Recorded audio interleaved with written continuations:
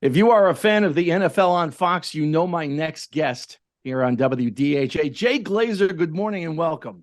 How you doing, man? Good to see you again. The You book too, brother. Unbreakable, How I Turned My Depression and Anxiety into Motivation, and you can too, now available in paperback. And Jay, as I'm going through the first few chapters, I'm remembering back early 90s. You and I are both covering the Giants. I'm with you probably 3 days a week between the locker room, the press box, post game, the media games that we used to play. How did you hide it so well? I created this character, right? Well, listen, back then, y'all knew I was crazy, right? You just didn't know what kind of pain I was in. And that was the game I had to play. I just had to I had to create this other character so I could hide it from you all. And it really was, look, I've lived in this thing I called the gray for my whole life, and I was born with it. It's depression, anxiety, ADD, bipolar. I'm sure you saw a lot of the bipolar version of me back then. But also, like, listen, in football and fighting, which is my other background, it's kind of a badge of honor to be crazy. But you guys just didn't know the pain I was in. So, over the years, it starts accumulating over the years. And you're living in this gray, and I always thought, man, you saw how hard I worked. Mm-hmm. And I always thought, man, I get a full-time job, if I make a certain amount of money, that it would be rainbows and unicorns. And it's not what happens. And, it turned out my wallet was not an antidepressant. And I really needed to figure out a way to get happy between the years, or else I was in a pretty bad dark collision course.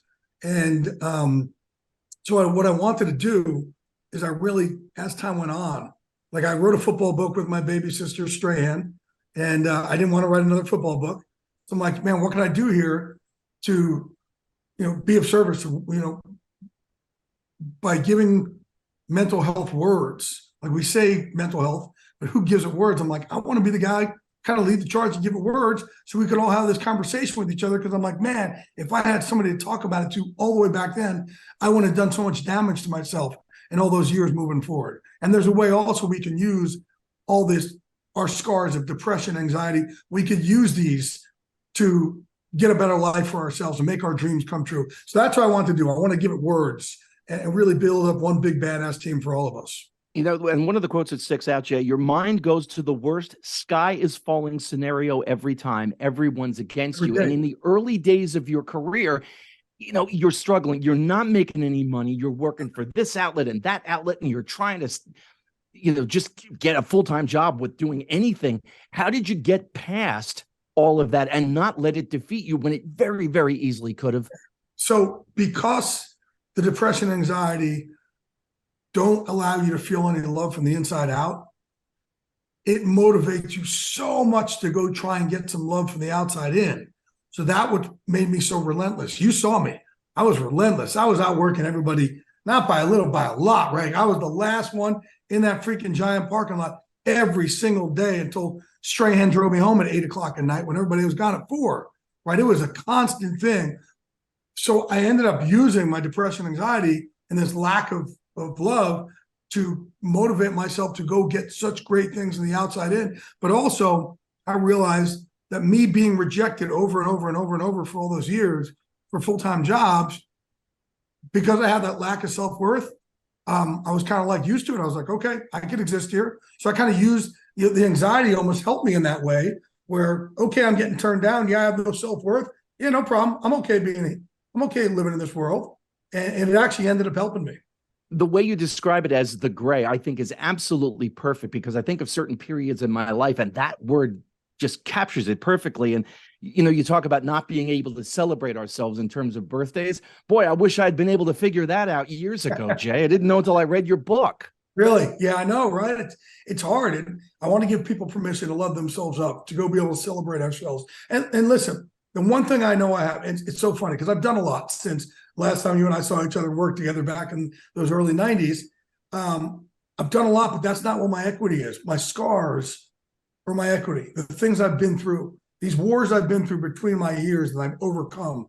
And then the physical scars from all those years of fighting, like that's what makes me feel good about myself. That's my equity. We all have scars, every single one of us. But if you learn how to be proud of those scars and use them to know that makes you different, that gives you a much better game plan going through life and trying to make, trying to achieve some of your other goals.